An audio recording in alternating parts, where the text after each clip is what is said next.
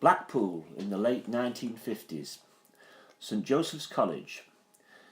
The in thing with the other boys was this new jazz, which seemed to be quite cool.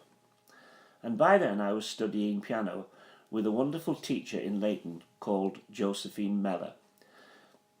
And I had no idea what they were talking about with this jazz thing.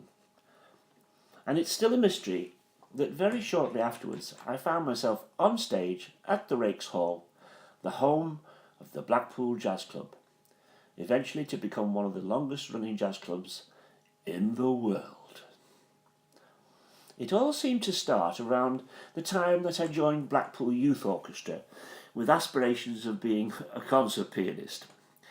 And the closest I came to that was performing Rhapsody in Blue by George Gershwin at the Spanish Hall at the age of 17.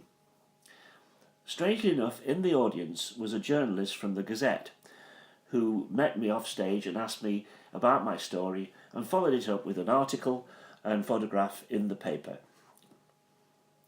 Around this time, my next door neighbour Billy, along with my brother Raymond and I, had formed a trio, and we were invited by Tommy Jones to join his rehearsal band, who practised at the Viva's Arms, which is now the Hop Inn in the middle of Blackpool.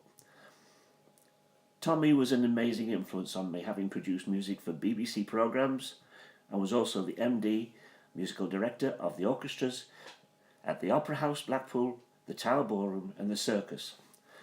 The opportunity came for us to perform at the newly established jazz club at the Rakes Hall. Unbelievably, it was such a small room, and for a small room to get 300 people in was amazing. Health and safety would never allow it these days.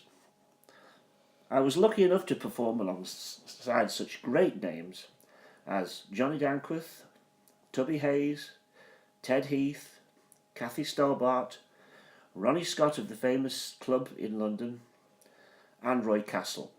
The great Count Basie accepted our invitation to be honorary vice president of the club in 1956.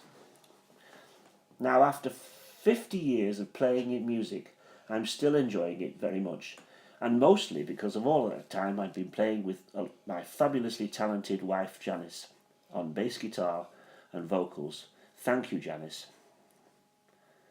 Finally, recognition must go to Blackpool's Stephen Pierre of the Galleon, a great performer and supporter of jazz with his wonderful summer festival.